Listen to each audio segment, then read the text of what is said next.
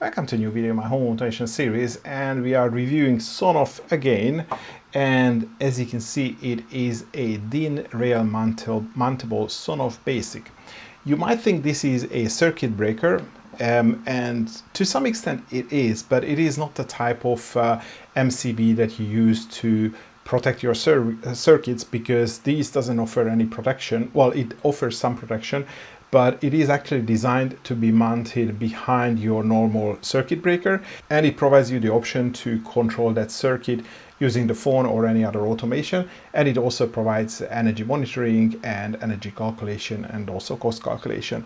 If I want to summarize this, the features of this DIN mountable basic is almost same as any of the smart plugs, so the S61S or the normal S60. So it offers you the option to control the outputs, to turn them on and off. You can measure power consumption, you can do all the calculation. It has all the schedules, the inching, all the functioning that you would expect from, let's say, a smart plug or a Sonoff basic, but you can just put it in a consumer box, and it has the normal DIN rail mountable option. And of course, because this is DIN rail mountable, it has much higher rating. So these guys usually have 16 amp rating. This can be used up to 32 amps. And this is also important because we had a couple of high-powered Sonoff devices before. I think, if I remember correctly, the POWR3, or the latest version of the POW, has a 25 amp version. And we also had these DIN rail mountable circuit breakers, the older SPM versions. So they were also up to 20 amps, but now with this one you have up to 32 amps. So if you have really high power devices like water heaters or space heaters, I think this is probably the best option, because compared to a POWR3, this takes up much less space. But of course, that means that it is ideally should be mounted in a consumer box, which is great if you are designing something new. Could be a little bit more problematic if you are trying to retrofit into an existing home. And also, since I talk about this high amperage stuff, I also want to mention something from the documentation that I got from Sonoff, is that these units, they use a bigger copper conductor between the relays and also the terminals. I think you can partially see them here. So they are really designed to handle the 32 amp load, even the full load continuously, and the unit is not going to overheat.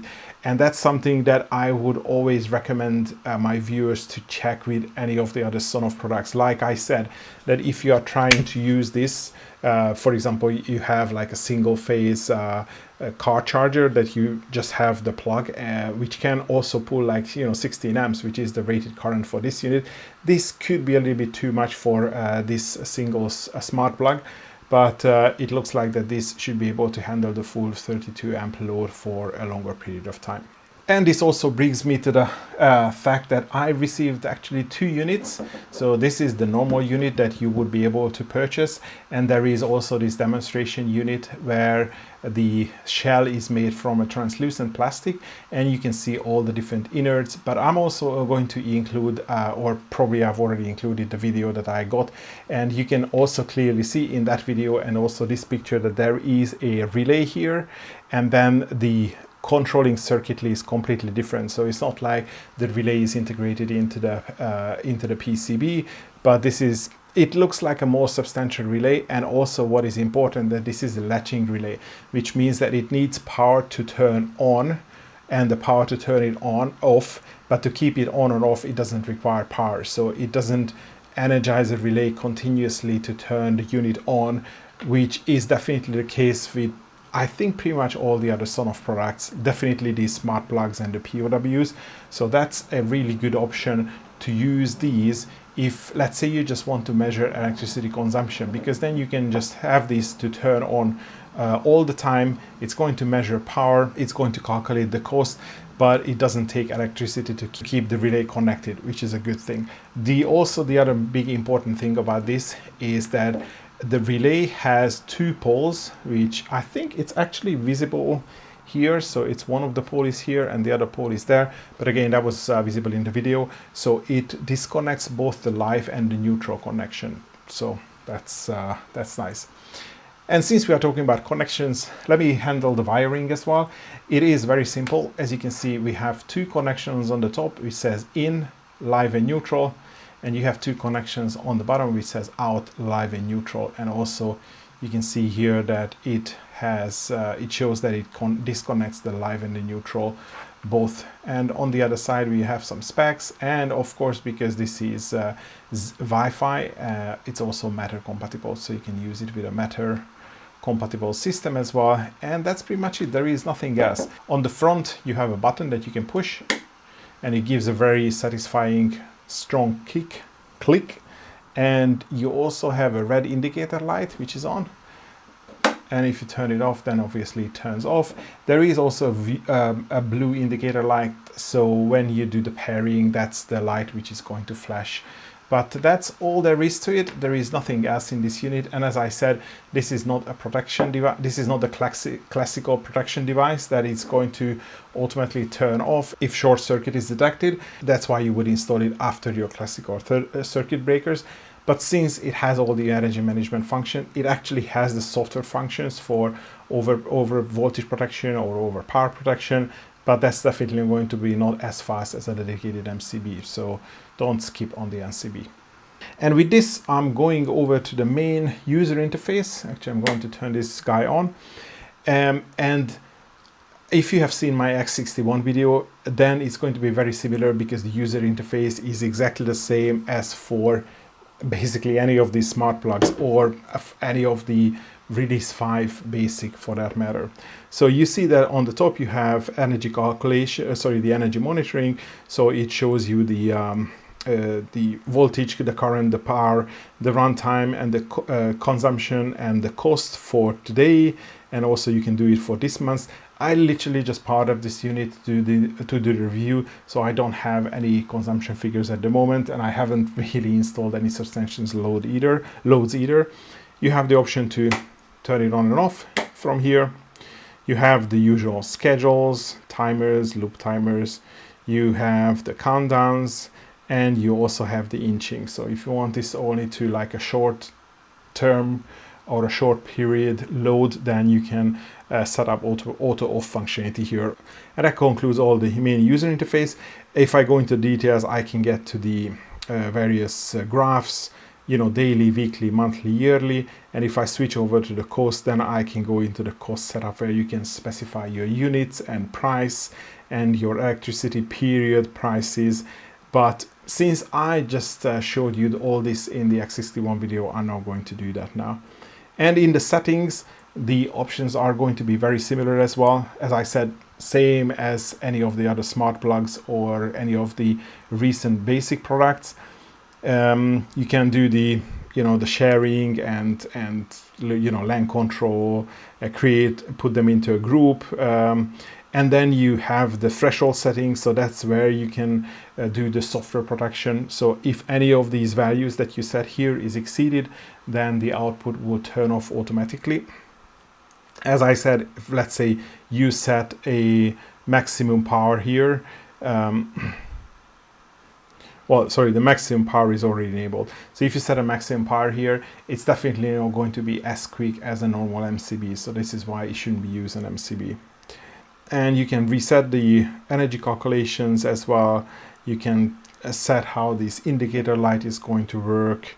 And you also included in this charging protection. Again, probably it's not something that you would use it here. It's probably more useful in the smart plug, but it's the same platform, so all the functionality is included here. You have Wi-Fi settings, the power on state. So as I said, if you want to use this device only to measure something, the consumption of, let's say, a water heater or something that normally just needs to be on all the time, you can set the power on state to on. You can also have these delays. I heard these some users who have live in countries where the grid is very unstable, and then when the power comes back on, it usually kicks the circuit breakers, because all the high power devices tend to come on at the same time. So you can have some delays here. So maybe you install one for the water heater, one for the fridge, and then you set a different delay, so they are not going to pull power from the grid at the same time. So that's delay functionality is nice, to be honest. And you can have push notifications on. where the device is turned on and off, or whether it's offline, and then whether the consumption for today or the current month exceeds a certain kilowatt hours or a monetary value, or if any of the thresholds are met and the output has been turned off because these thresholds that we have seen here in the threshold settings. And push notifications, logs, we have seen that, and Matter supported platforms. And of course, this is Matter compatible as well. You can see the thingy here. And so if you have assigned this to multiple Matter platforms, then you can see those assignments here. Operating this in a Matter platform is not going to be, again, any different than the S61. And I already showed it in the S61, so I'm not going to get over here. So I'm not going to go through that in this video, but you can start a pairing process here, and then you can use this code to pair this device to a Matter network or multiple Matter networks.